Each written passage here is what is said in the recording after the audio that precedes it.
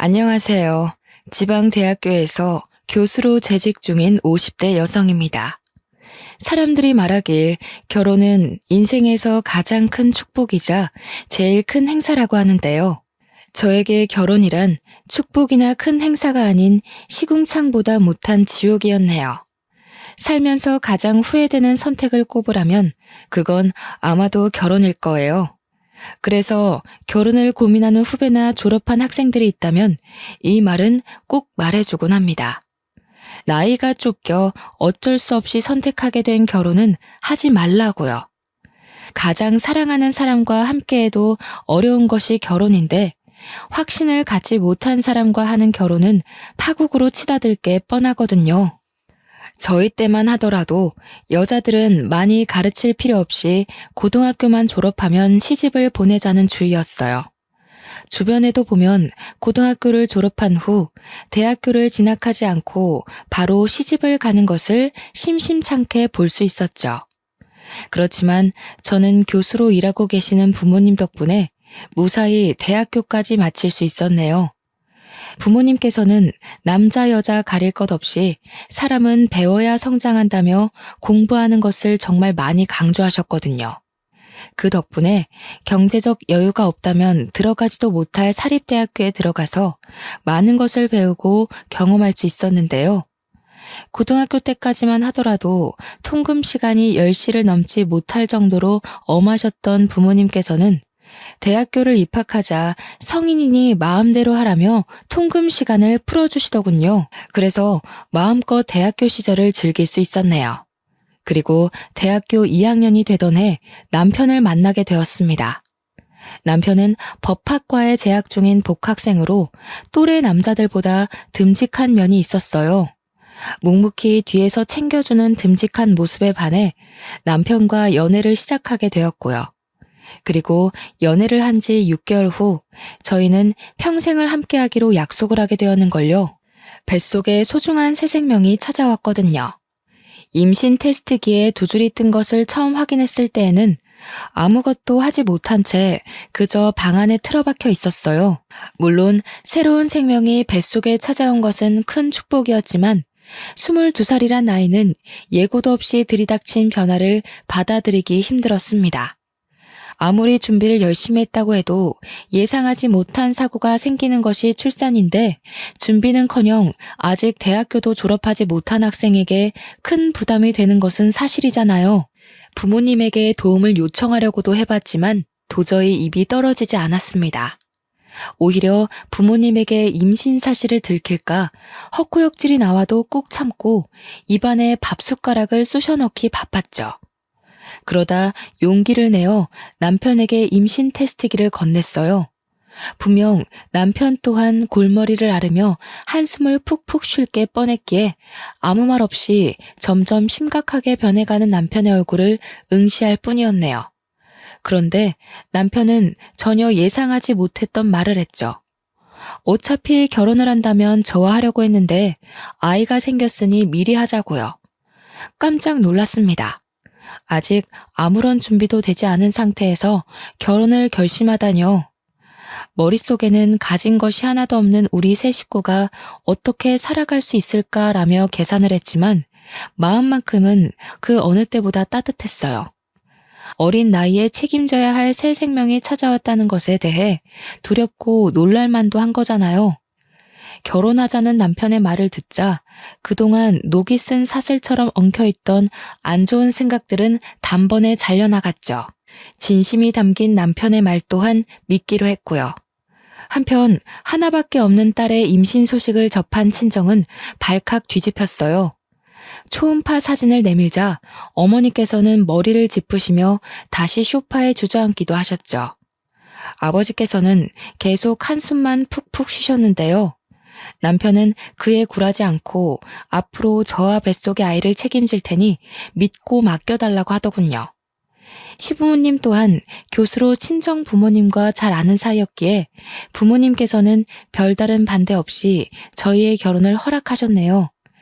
시부모님의 올곧은 성품과 남편의 착한 심성이 있었기에 가능한 일이었죠.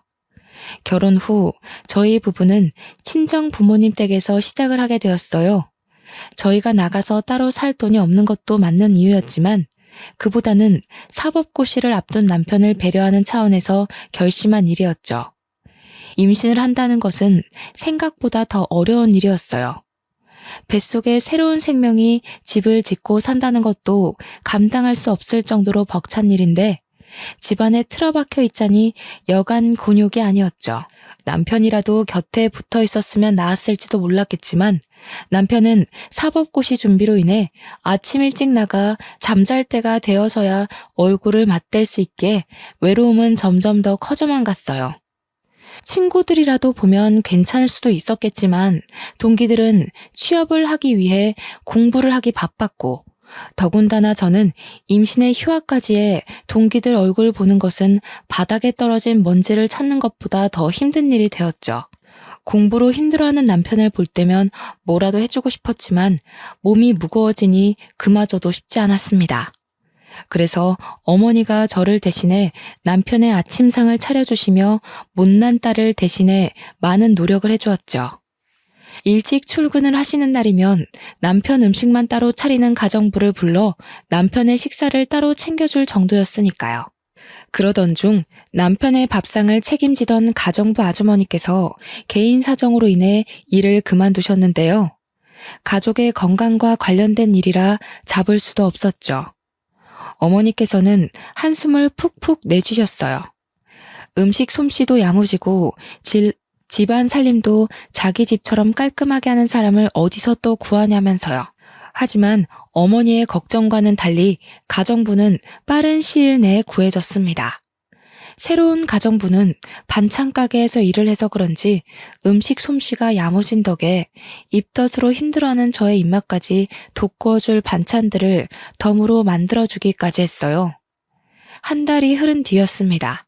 우물쭈물 거리던 가정부는 공장 기숙사에서 생활하던 아들이 퇴사를 하면서 갈 곳이 없어졌다면서 쪽방에서 아들과 함께 생활해도 되냐고 묻더군요. 일도 꼼꼼하게 잘하고 친절하게까지 한 가정부이기에 부모님에게 직접 말씀을 드렸어요. 부모님 또한 쪽방에서 같이 지내는 것을 흔쾌히 허락하셨고요.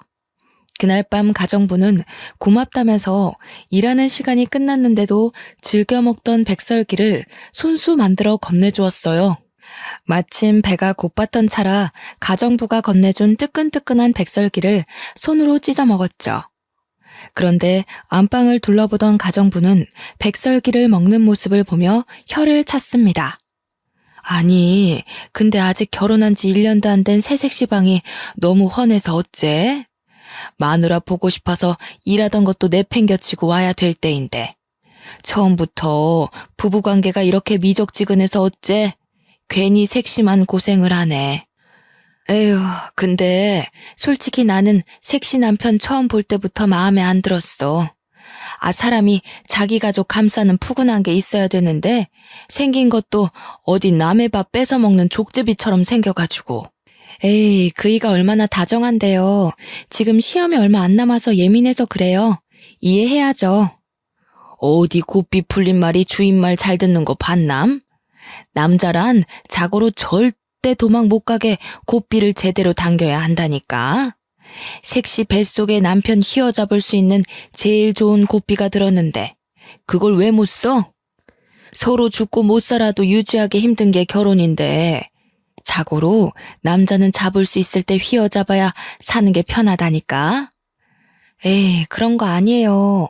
그이가 내색을 안 해서 그렇지 얼마나 잘하는데요. 아이고, 나는 새댁 남편이 잘하는 거 한 번도 못 봤네. 정성이 어디 보이지도 않는 옆구리에 뻗치셨나. 원래 공부 잘하는 놈들이 더 발랑 까진 법이라잖아. 새댁이 속고 있는 거야 지금. 가정부에게서 남편의 뒷담화를 듣고 있자니 솔직히 기분이 좋지는 않았네요. 혀 위에서 미끄러지던 백설기의 맛 또한 퍼석퍼석한 지우개를 먹는 것 같이 느껴졌고요. 싫은 기색을 내비쳤지만 가정부는 계속해서 남편에 대한 뒷담화를 늘어놓았어요. 그러면서 자기 아들에 대한 칭찬 또한 동시에 늘어놓았죠. 아들에 대한 가정부의 자랑은 커다란 포대자루 안에 담아도 넘칠 것만 같았습니다. 절대 끝날 것 같지 않은 가정부의 수다에 이불 끄트머리를 잡아 끌며 침대에 누웠어요. 가정부는 그제서야 쟁반을 가지고 안방에서 나갔죠. 혼자서 생각해 보아도 가정부가 했던 남편에 대한 뒷담화는 정말 기분이 나빴어요. 하지만 곱씹으면 곱씹을수록 가정부의 말이 아예 틀린 것은 아니더군요. 남편이 여자 문제로 속 썩인 일은 없었지만 그렇다고 딱히 저희 가족에게 잘한다는 생각은 들지 않았거든요. 어머니가 쏟는 정성을 남편은 고마워하기는커녕 당연하게 여겼죠. 그뿐만이 아니었습니다. 시험이 다가올수록 남편은 완전히 다른 사람이 된 것처럼 화를 내었고 남편의 날카로운 태도는 가뜩이나 임신으로 예민해져 있는 저에게 큰 충격을 가져다 주었어요. 시험이 다가오니 예민해지는 건 당연하다고 스스로에게 위안을 삼아 보려고 했지만 남편의 행동은 정말이지 도를 지나쳤어요. 남편은 막달이 다가와 화장실을 자주 가는 것 같은 사소한 일도 이해를 하지 못했으니까요. 결국 사소한 갈등은 차곡차곡 쌓여 각방을 쓰는 지경에까지 이르게 되었어요. 결혼을 결정짓는 수많은 요인 중 오직 사랑 하나만 바라본 채 결혼을 했었는데 유일하게 결혼 생활을 유지시켜주던 사랑이 빠져나가자 저희 부부의 상태는 간신히 숨만 붙어 상태나 다름이 없었네요. 부모님은 남편이 중요한 시험을 앞둬 그런 거라며 이해하라고 했지만 22살이란 어린 나이는 그것을 받아들이기 힘들었는걸요. 그러던 중 남편의 본심을 확인할 수 있는 사건이 터지게 되었습니다. 남편과 부모님이 모두 아침 일찍 집을 나간 날이었어요. 매일 똑같은 집에 박혀 있으니 너무 따분하고 심심하더라고요. 그래서 집 근처 공원에 산책을 나가게 되었죠. 그런데 걸은 지 얼마 되지도 않았을 때 갑자기 아랫배에 엄청난 복통이 느껴졌어요. 누군가 말라 비틀어진 행주를 계속해서 쥐어짜는 듯한 아픔이었죠. 처음 느껴보는 생생한 고통에 119를 부를 생각도 하질 못했습니다. 그 순간 머릿속에 떠오른 것은 남편밖에 없었고요. 그래서 공원 벤치에 앉은 채 남편에게 전화를 걸었는데요. 자꾸만 조여오는 고통에 울먹이며 전화를 하자 남편은 다짜고짜 짜증부터 냈어요. 야, 내가 의사냐? 아프면 119에 전화를 해야지 왜 나한테 전화를 하고 난리야. 그러게 배가 남산만 하면 가만히 집에라도 박혀있던가. 뒤룩뒤룩 살찐 거 자랑하고 싶어서 밖에 나간 거냐? 잔말 말고 나 바쁘니까 119 전화해서 응급실 가던 아니면 집에 들어가던 알아서 해. 앞으로 이런 일로 전화하지도 말고. 전화가 뚝 끊기고 잠시의 고통을 잊을 만큼 남편의 언행은 충격적이었습니다. 아무리 무심한 남자라 할지라도 자기 아이를 임신한 상태로 아프다고 하면 신경 쓰는 것이 당연한 거잖아요. 남편의 말이 어찌나 충격적이던지 볼가를 축축하게 적시던 눈물마저 쏙 들어갈 정도였어요. 하지만 이내 아픔은 다시 찾아왔고 어쩔 수 없이 가정부에게 전화를 걸게 되었네요. 가정부는 채 4분도 안 되는 시간 안에 달려왔어요. 옆에는 가정부의 아들이 있었고요. 식은땀을 흘리며 배를 움켜잡고 있자 가정부 아들은 실례하겠다는 말과 함께 저를 번쩍 안아들었습니다. 임신으로 살이 많이 찐 상태로 힘들었을 텐데 가정부의 아들은 힘든 기색 하나 보이지 않았죠. 가정부와 가정부의 아들이 힘써준 덕분에 병원에 늦지 않게 도착할 수 있었는데요. 다행스럽게도 의사는 갑작스러운 움직임으로 배가 뭉쳐서 그런 것일 뿐 유산은 아니니 안심하라고 하더라고요. 그 말을 듣자 팽팽하게 당겨졌던 신경이 풀어지는 것을 느꼈어요. 옆에 있던 가정부 또한 덩달아 안도의 한숨을 내쉬었고요. 아이고 천하의 매정한 놈. 자기 새끼 가진 마누라를 이렇게 천대하나? 색시, 아무래도 이 결혼 잘못한 것 같아. 지금도 이렇게 천대를 하는데 나중에 색시가 나이 먹어서 아플 때도 제대로 들여다보기나 하겠어? 애 생각해서 참고 산다 생각하지 말고 이참에 이혼해버려. 평생 옆에 두고 속 끓일 바에는 깔끔하게 갈라서는 게 낫지. 가정부의 아들은 툭툭 가정부의 팔꿈치를 쳤습니다. 그만하라는 뜻이었죠. 무뚝뚝한 얼굴로 작은 것까지 세심하게 배려하는 남자를 보자 그동안 남편이 얼마나 무심했는지 다시 한번 깨닫게 되더군요. 택시에서 내린 후에도 가정부 아들은 계속해서 몸 상태를 걱정하며 자신의 등에 업히라고 했어요. 가정부 아들의 등은 참 넓고 따뜻했는데요. 가정부 아들에게 감사한 마음을 느끼는 한편 남편이 원망스럽기도 했네요. 결혼을 한다면 다른 남자가 아닌 남편이 업어줄 거라고 생각했거든요. 가정부에게 자초지종을 들은 부모님께서는 화들짝 놀라시며 평소보다 이른 시간에 퇴근을 하고 집에 돌아오셨어요. 집안에 있던 온 식구들은 한데 모여 몸 상태를 걱정해 주었습니다. 남편 한 사람만 빼고 말이에요. 남편은 자정이 넘는 늦은 시간이 되어서야 집에 들어왔는데요. 몸 상태를 걱정해주기는커녕 다짜고짜 아이가 태어나면 유전자 검사를 하자고 말하더군요. 황당했습니다. 갑자기 유전자 검사라뇨. 그래서 왜 그런 거냐고 되묻자 남편은 제 뱃속에 있는 아이가 자기 자식인지 의심스럽다고 했어요. 당신 그게 무슨 말이야? 당신이 애 아빠가 아니면 뱃속에 있는 애 아빠는 누군데? 그러니까 당당하면 검사해보자니까. 어려운 거 아니잖아. 그냥 확인 한 번만 시켜주면 되는 걸. 뭘 그렇게 화를 내? 유전자 검사에서 내 자식인 거 나오면 아무 문제 없잖아. 당신 그럼 설마 지금까지 나 의심하고 있었던 거야? 어떻게 그럴 수가 있어? 나한테 남자는 지금까지 당신 하나밖에 없다는 거 세상 사람들이 다 아는데 이제 와서 의심을 한다고? 봐봐. 지금도 찔리는 게 있으니까 아무 말 못하는 거잖아. 순진하게 생긴 얼굴에 속아서 내가 코를 꿰었지. 내 다리 걸고 넘어지고 싶어서 일부러 다른 남자 임신한 거일 수도 있지. 볼품없는 네 인생에 변호사 남편 만나는 게 쉬운 일은 아닐 테니까.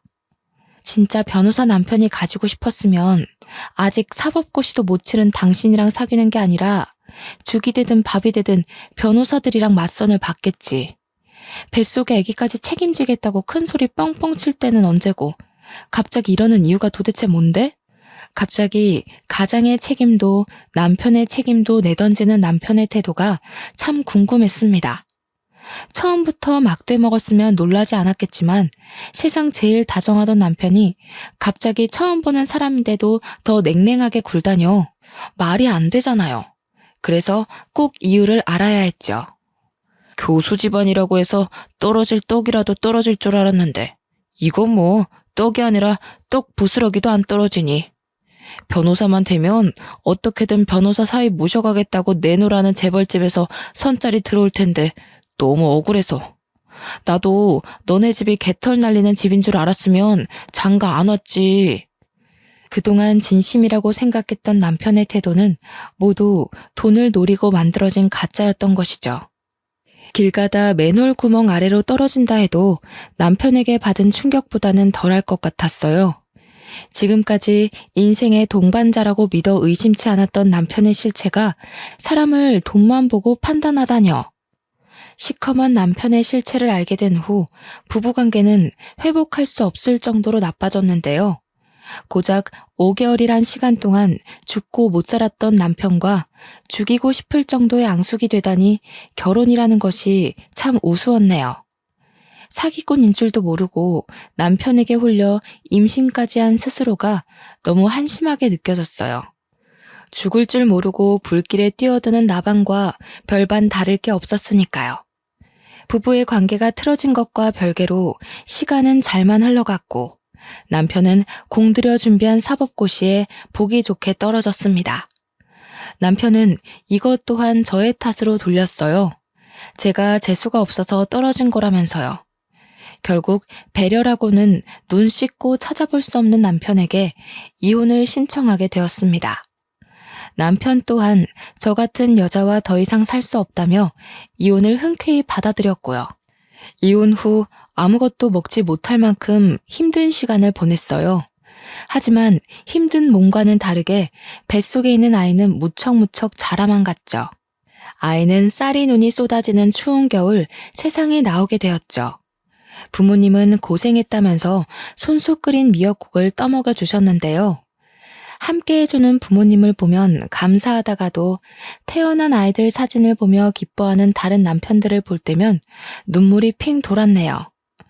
이혼한 저는 절대로 느낄 수 없는 기쁨인 거잖아요. 부모님께서 출근을 하시는 날이면 부모님을 대신해 가정부가 수발을 들어주었어요. 그리고 가정부 올 때면 함께 따라오던 남자는 퇴원일이 되자 품에 꽃다발을 안겨주었습니다. 건강하게 아이를 낳은 것을 축하한다면서요. 전 남편에게는 받지도 못했던 꽃다발을 받자 눈물이 핑 돌더군요. 울적했던 기분 또한 나아지는 것 같았고요. 그 후에도 가정부 아들은 자신이 자처해 같이 병원을 가는 등 비어있는 남편의 역할을 대신해 주었어요. 알뜰살뜰하게 저희 모자를 챙겨주는 가정부 아들 덕분에 닫혀있던 마음을 조금씩 열게 되었죠. 그 따뜻한 마음에 힘입어 다시 복학을 하게 된 것이고요. 육아와 학업을 병행하는 것은 정말 힘든 일이었어요. 하지만 그럼에도 아들에게 부끄럽지 않은 엄마가 되기 위해 이악 물고 버티게 되었죠.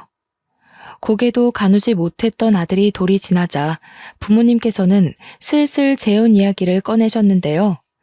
아직 이혼에 대한 아픔이 채 가시기도 전에 재혼 이야기가 나와 껄끄럽기는 했지만 부모님이 얼마나 걱정하시는지 알기에 어쩔 수 없이 선자리에 나가게 되었습니다.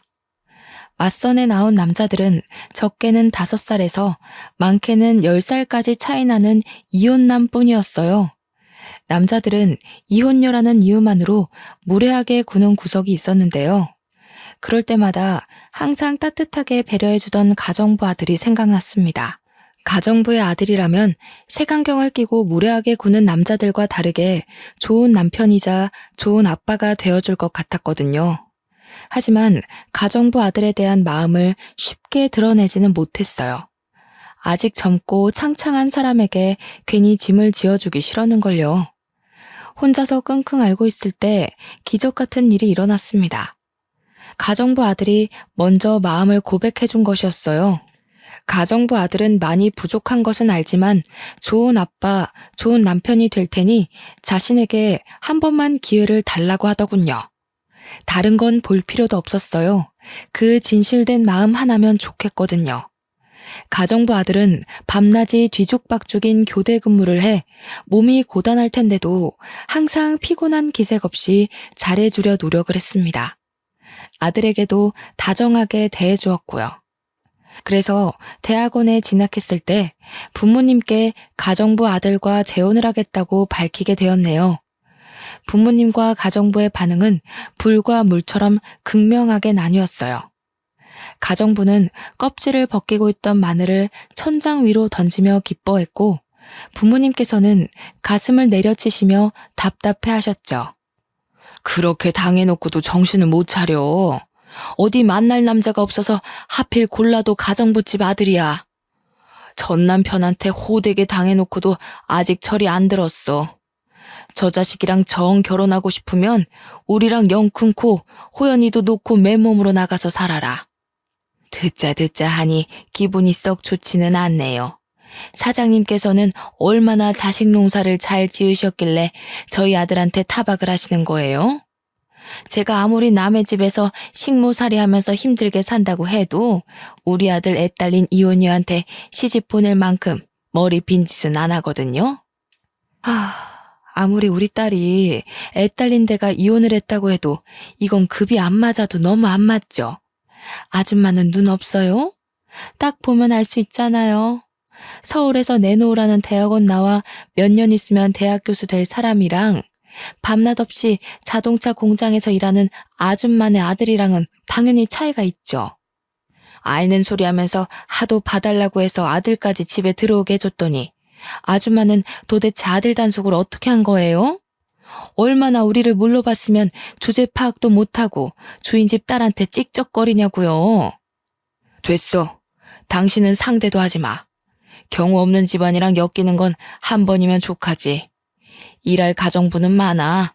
쫓아내고 다시 들이면 그만이야. 아이고, 누가 겁낸 줄 알고? 나도 우리 아들 천대하는 이런 집구석에서는 일 못하지. 나가도 내 발로 나갈 거니까 털끝 하나 건드리지 마요. 참나, 자기들은 얼마나 잘났길래 남의 집 살이 좀 한다고 무시나 해대고. 마음씨를 그렇게 거지같이 쓰니까 딸도 이상한 사람이랑 엮여서 이혼녀 딱지나 이마에 떡하니 붙이고 있는 거 아니에요. 양가 부모님의 반대로 결국 결혼은 무산되었어요. 그뿐만이 아니었습니다. 3년 넘게 저희 집에서 일하시던 가정부는 큰 모욕에 감정이 상한 듯 다짜고짜 쪽방으로 달려가 짐을 챙기기 시작했어요. 아버지께서는 몇십 년 전 끊었던 담배를 다시 피우셨고요. 또 한 번 부모님께 실망을 안겨드렸다는 죄책감과 그럼에도 사랑하는 사람과 다시 한번 살아보고 싶다는 마음이 충돌하여 머릿속은 복잡해졌네요. 어머니께서는 차라리 없는 자식 칠 테니 나가서 살라며 집에서 내쫓으려고까지 했는데요. 그때 다시 한번 느끼게 되었습니다. 부모님께서 아무리 반대한다고 해도 가정부 아들과 가정을 꾸리고 싶다고요. 그래서 부모님께서 정반대하신다면 부모 자식 간의 인연을 끊은 채 밖에서 살림을 차릴 생각까지 했네요. 정말 불효녀 같은 짓이었죠. 하지만 작은 변명을 하나 하자면 인생에서 다시는 없을 기회 같았어요. 가정부 아들을 놓친다면 평생을 혼자 살 것만 같았죠. 그런데 부모님의 반대는 의외의 곳에서 해결이 되었습니다. 바로 아들이었어요. 어른들이 난리를 피우는 사이 아들은 가정부 아들에게 달려가 아빠라고 부르며 안겼거든요. 자식 이기는 부모 없다고 아들이 아빠라 말하며 따르는 것을 보자 결국 저희의 결혼을 허락하셨는걸요. 남편은 돌아가신 시아버지가 남겨놓은 빚 때문에 저는 대학원을 졸업한 지 얼마 되지 않았기 때문에 서로가 돈이 없는 상태였어요.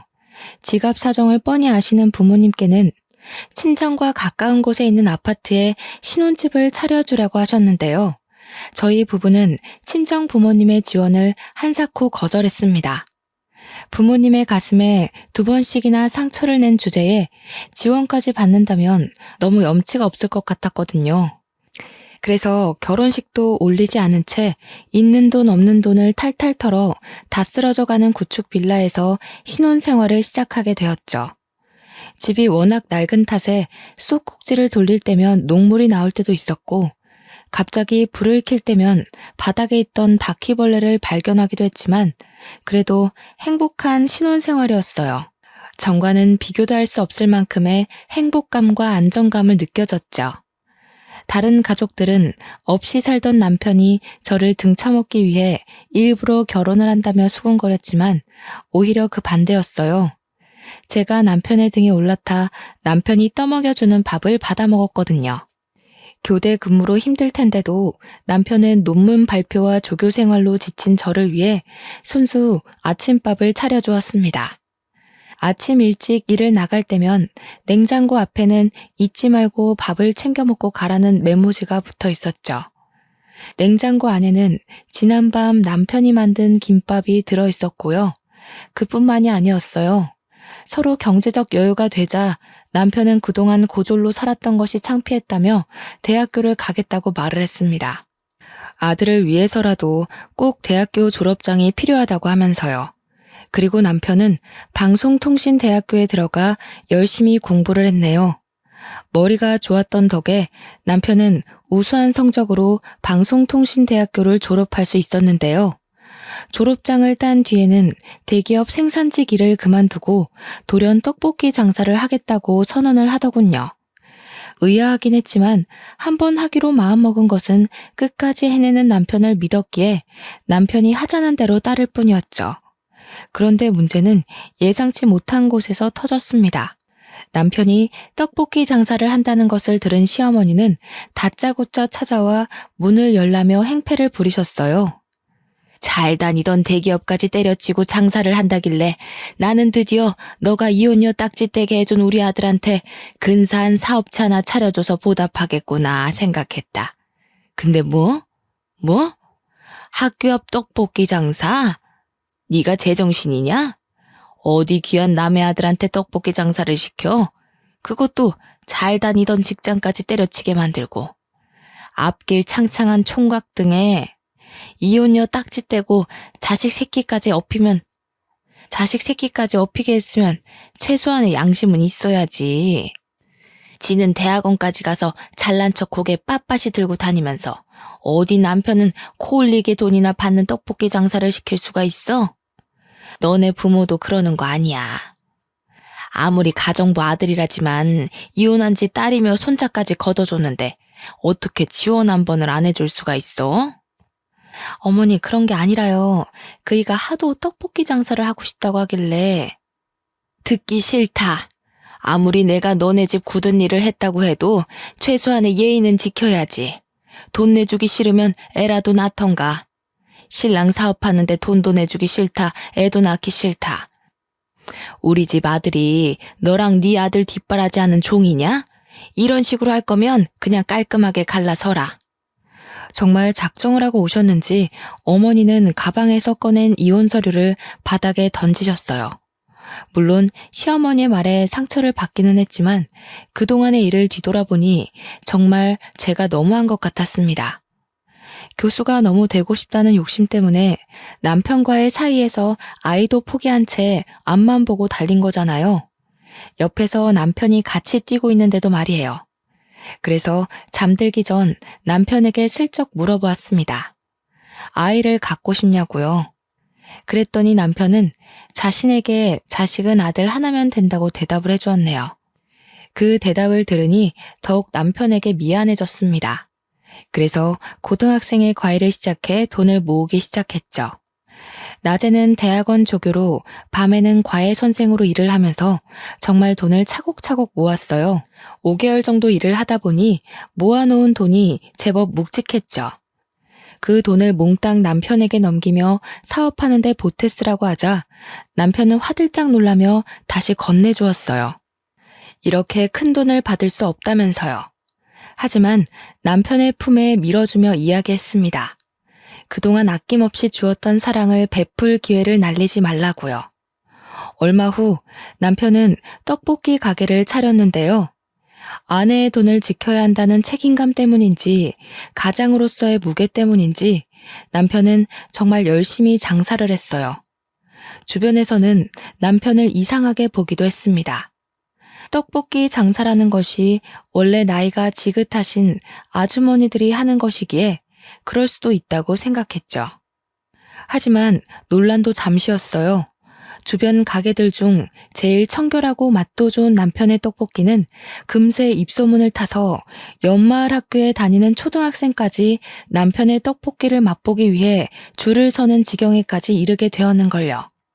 이렇다 보니 다른 가게들이 다 문을 닫을 동안 남편은 혼자서 돈을 쓸어 담았네요. 식을 줄 모르는 인기에 남편은 곧이어 서울 곳곳에 떡볶이 체인점을 내게 되었고 결국 떡볶이 사장에서 프랜차이즈 대표까지 오르게 되었죠. 남들이 뭐라고 수군거리면 끝까지 노력해 성공을 한 남편을 보니 제가 남편의 아내라는 사실만으로도 가슴이 벅차올랐어요. 이런 남자와 결혼한 것은 인생에서 가장 큰 복이라고 생각하기도 했고요. 경제적으로 풍요로워지자 남편은 제일 먼저 매일 같이 타고 다니는 중고차를 값비싼 외제차로 바꿔주었어요. 낡고 오래된 경차는 위험하다면서요. 그리고 매일같이 바퀴벌레와 동거를 하던 저희는 50평이 넘는 으리으리한 아파트로 이사를 가게 되었네요. 남편을 껄끄럽게 생각하시던 부모님 또한 한결같이 진실된 태도를 유지하는 남편에게 크게 감동하기까지 했고요. 그러던 중 남편의 떡볶이 사업이 해외까지 진출을 하게 되었는데요. 남편은 딱 1년 만에 미국에서 영어 공부에 전념하고 싶다고 하더군요. 이유를 물으니 대표인 자신은 한마디도 못 알아들으면서 통역사에게만 의지해 사업을 하는 것이 너무 창피하다면서요. 저는 흔쾌히 남편의 뜻을 따랐습니다. 남편이 더 발전하고 싶다는데 반대할 이유는 없잖아요. 남편이 유학을 간 뒤부터 시어머니는 하루도 거르지 않고 저희 집에 출근 도장을 찍으셨어요. 불쑥불쑥 나타나는 시어머니를 보자 남편이 왜 그렇게 시어머니에게 이사 간 곳을 알려주지 말라는지 알았죠. 그런데 집에 들이닥치는 시어머니를 보자 궁금한 것이 생겼습니다. 저와 아들 둘 다 시어머니에게 이사 간 곳도 집 비밀번호도 알려준 적이 없었거든요. 시어머니와 같은 공간에 있는 것만으로도 힘이 들었지만 그것만으로 끝낼 시어머니가 아니었어요. 시어머니는 하루에도 12번씩 별 이유 같지도 않은 트집을 부리시며 저희 모자를 괴롭혔습니다. 때마침 부모님 또한 해외로 나간 상태이고 유일한 방패막이었던 남편 또한 해외로 나간 탓에 고삐 풀린 시어머니를 제지할 사람은 아무도 없었는데요. 시어머니의 구박은 며느리인 저에게만 향하는 것이 아니었어요. 어떻게든 우리 아범 등에 빨대 꽂을 생각만 하고 얼마 전에는 우리 아범한테 차도 받았다지? 이제 보니 뻐꾸기 새끼가 아니라 독품은 독사 새끼가 따로 없구나.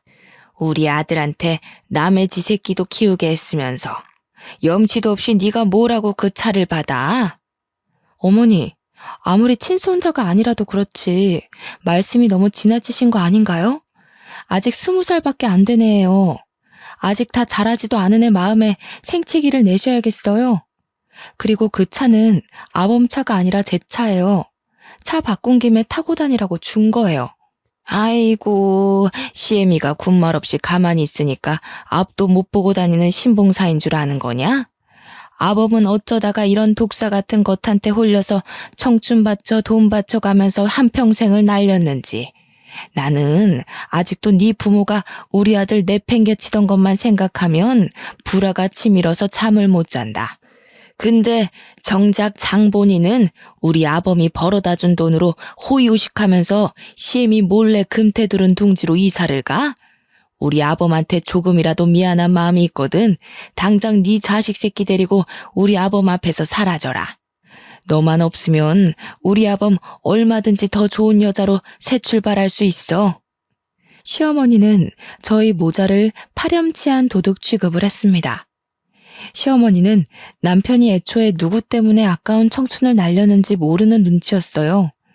그래서 지금까지 속으로만 생각하던 말을 쏘아붙인 거고요. 어머니, 말씀은 바로 하셔야죠. 애초에 그이가 좋은 청춘 다 날려가며 대학교 문턱에도 못 가고 잠 못 자가면서 공장에서 일하던 게 누구 때문인데요. 다 어머니가 이 남자 저 남자 만나면서 그이 돈 까먹어서 그런 거잖아요. 아버님이 남긴 집도 두 번째로 결혼한 남자 도박빚 갚아준다고 홀랑 날려먹으셨다면서요. 어머님, 한 번이라도 그이 마음 생각해 보셨어요? 친부 돌아가시고 장례식도 끝나기 전에 다른 남자랑 놀아난 것도 모자라 유일한 유품 같은 집까지 날라갔을 때 그이가 얼마나 참담했을지 생각이나 해보셨냐고요. 이게 아무리 사람이 화가 난다고 해도 할 말이 있고 못할 말이 있는 거다. 어디 못 배워먹은 천한 기집애처럼 수십 년도 더 된 과거를 들먹여? 너 지금 시엠이 약 좀 잡았다고 그걸로 협박이라도 할 셈이냐? 어디 해봐라. 내가 눈 하나 깜빡 하나. 얼굴에 구멍 하나 났다고 어딜 함부로 떠들어? 내가 그 구멍 다시는 허튼 소리 못하게 확 꿰매주랴? 제 입이 구멍이면 어머니 입도 구멍이겠네요. 며느리 앞에서 할 말 못할 말 구별도 못하고 생각나는 대로 내키는 대로 아무 말이나 함부로 하시니까요.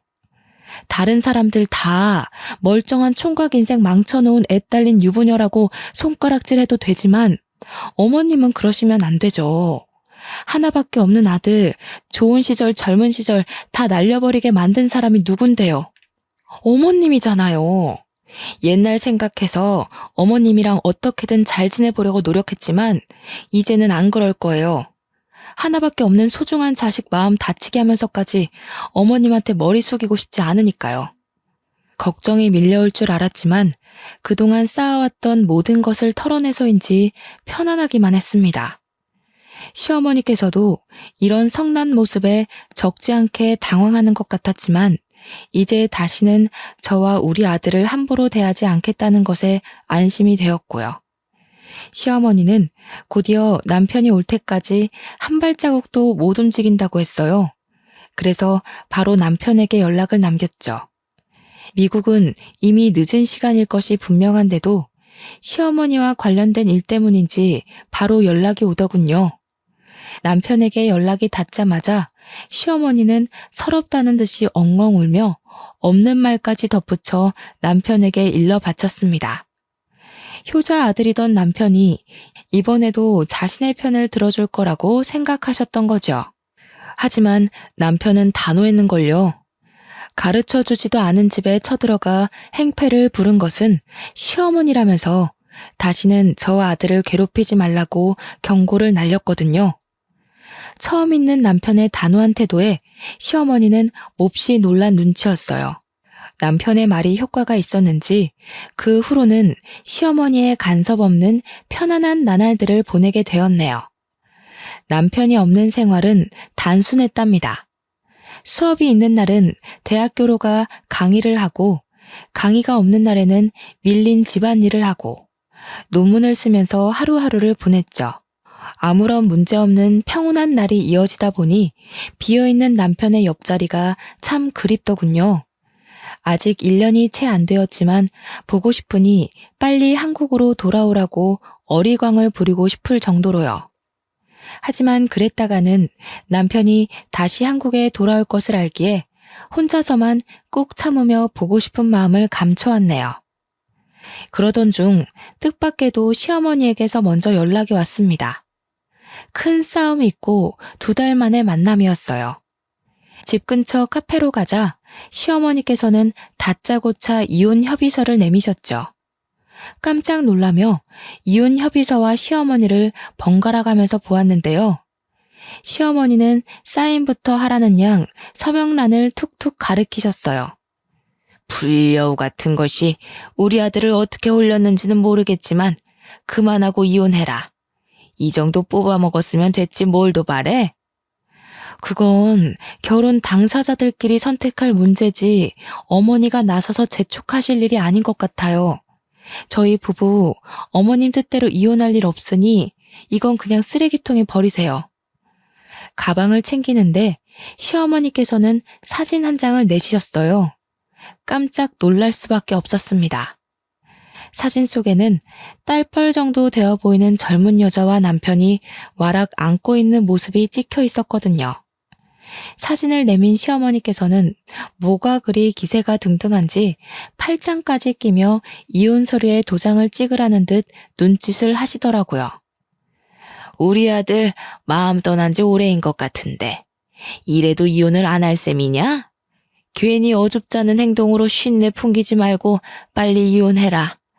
아범도 아범이지만 마음 떠난 남자 껍데기 붙잡고 살아서 뭐 좋을 게 있겠니? 똑똑한 머리로 잘 생각할 거라 믿는다. 눈앞에 펼쳐진 사실을 믿을 수가 없었어요. 일평생 저만을 바라보던 남편이 갑자기 바람이라뇨. 이 순간 제일 미운 것은 제 자신이었습니다.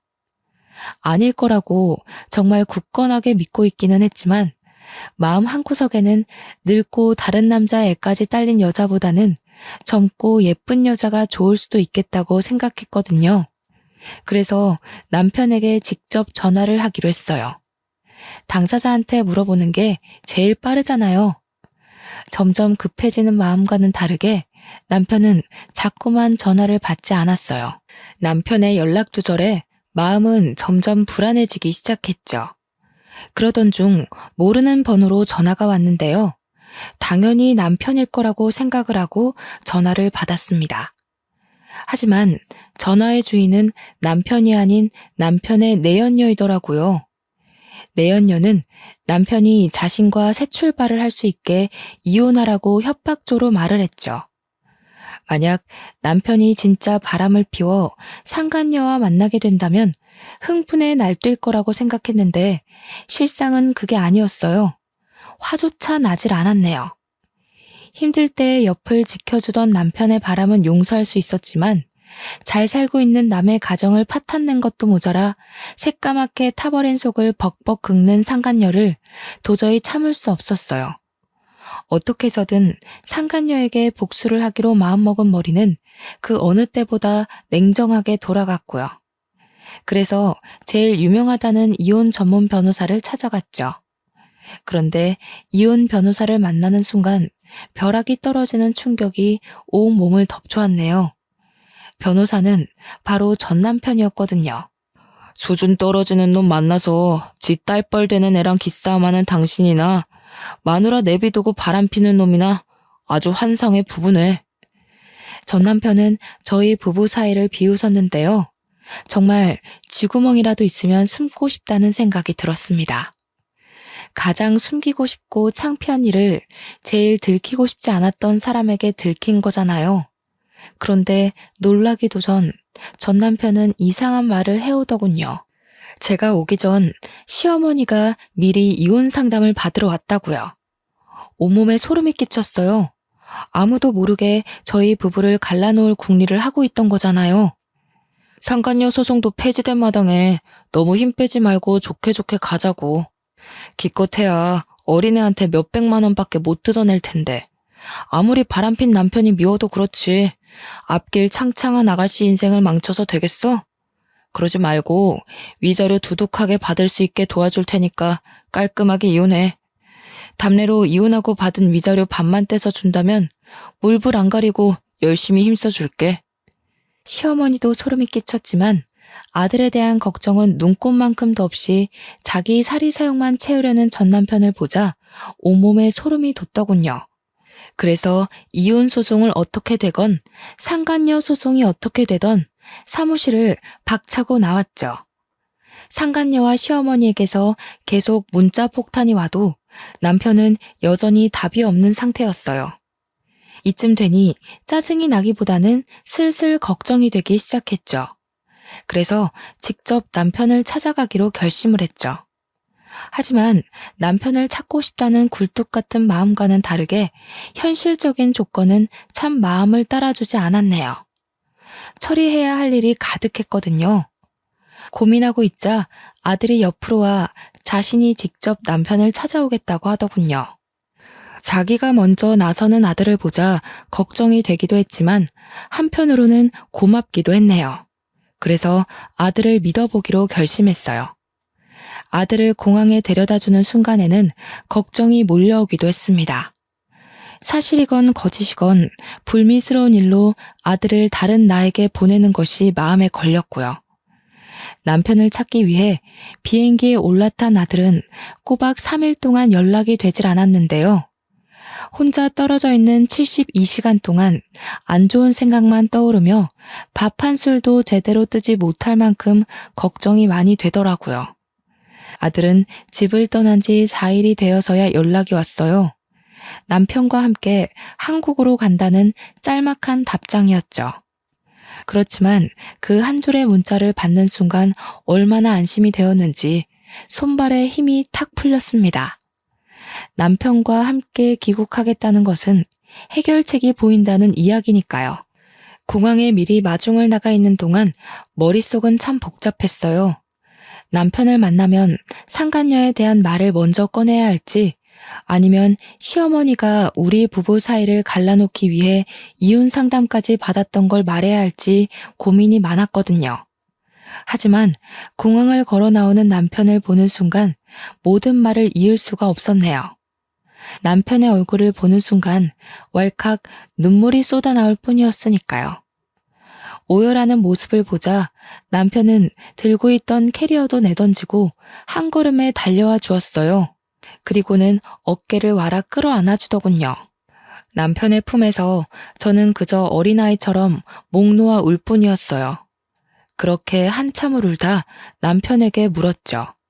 아들과 저를 버리고 새파랗게 어린 상간녀와 바람 난 것이 맞냐고요. 감정적인 저와 다르게 남편은 차분하게 눈물을 닦아줄 뿐이었어요. 출국을 하는 동안 아들에게 전후 사정을 들은 것이 분명했죠. 남편은 주머니에 있던 핸드폰을 꺼내 사진 한 장을 보내주었는데요. 사진 속에는 시어머니가 말한 상간녀와 남편이 단란하게 모습이 찍혀 있더군요. 깜짝 놀라서 남편은 곧이어 말을 이었습니다.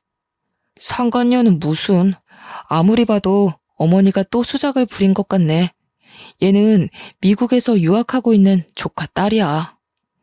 전혀 예상할 수 없었던 대답에 뒤로 넘어가고 말았죠. 알고 보니 남편이 유학길에 오른 곳 근처에는 미국에서 대학교를 다니고 있는 조카 딸이 살고 있었어요. 남편은 조카 딸에게 용돈을 주는 대신 생활비를 주고 있었던 것이고요. 모든 진실을 듣고 나자 언제 울었냐는 듯 두 눈에서는 눈물이 쏙 들어갔습니다. 그리고 조카 손녀까지 팔아먹으며 저희 부부를 이혼시키려고 한 시어머니를 도저히 용서할 수가 없었죠. 아무리 이혼녀 딱지가 붙은 며느리가 싫다고 해도 가까운 가족까지 건드리다뇨. 최소한의 예의를 아는 사람이라면 절대 하지 않을 행동인 거잖아요. 어두운 낯빛을 눈치챘는지 남편은 이 모든 일은 자신이 책임질 테니 아무 걱정하지 말라고 말했습니다. 그 말을 들으니 참 안심이 되더라고요. 그동안 왜 걱정했을까 의문을 가질 정도로 복잡하던 머릿속은 청소기를 돌린 것처럼 깨끗해졌죠.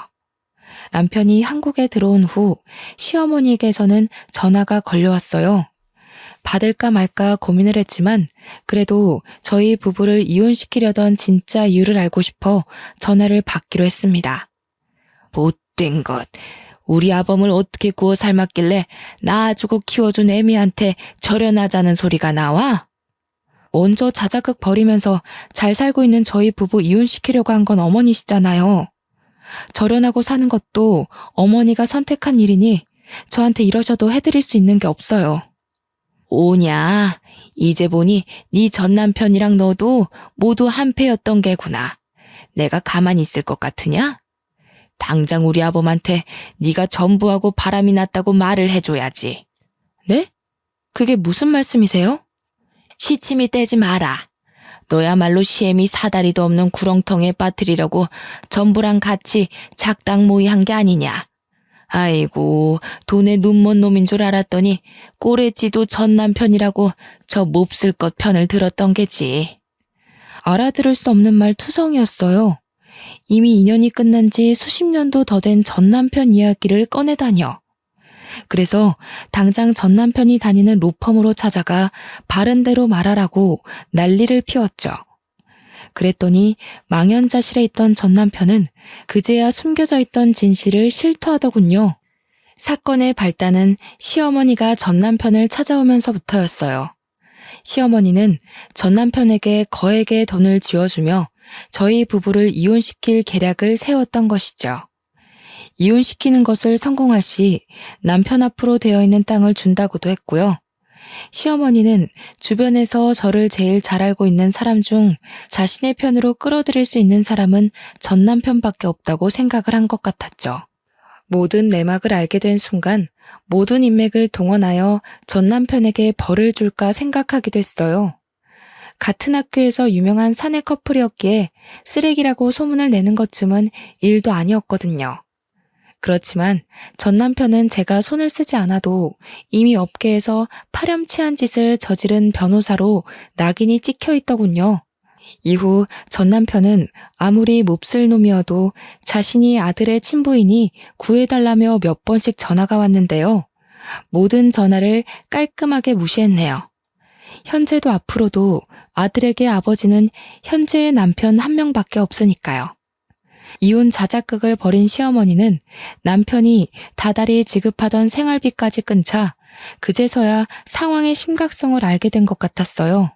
하지만 이미 때는 많이 늦은 상태였죠.